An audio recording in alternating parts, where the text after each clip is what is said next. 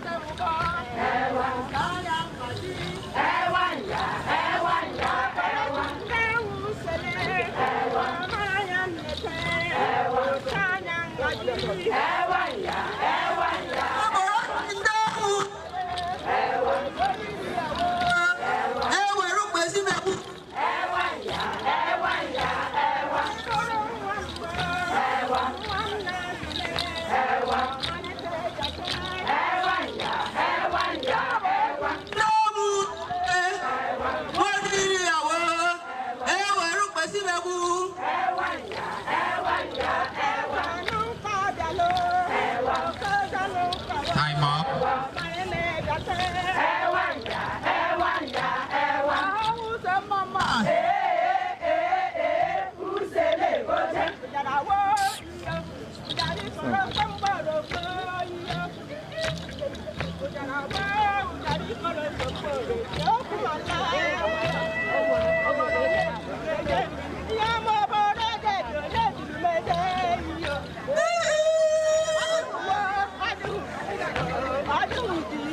Agokweka alundi fihe jemiyo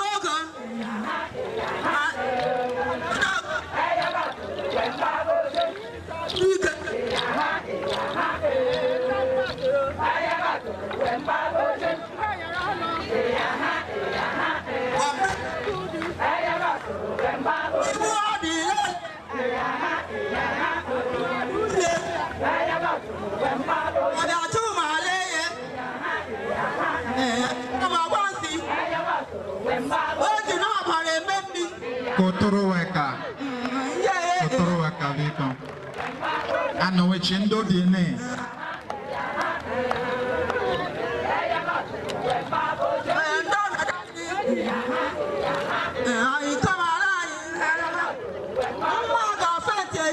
iya bale ale akotola garanda metiti aka gorochi anya gadochi ozo denye megaribo.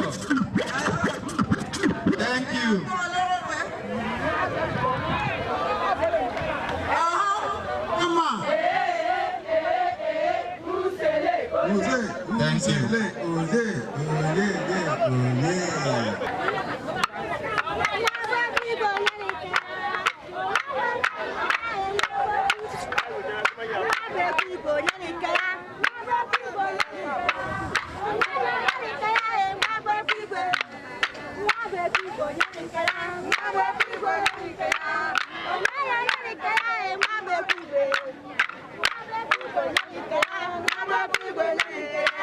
Thank you.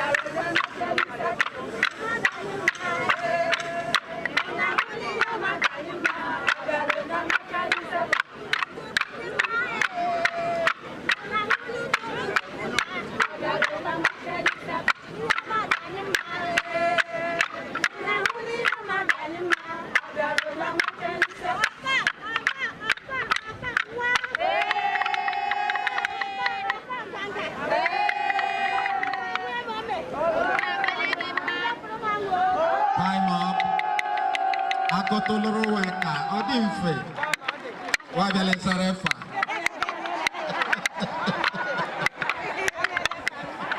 ukwa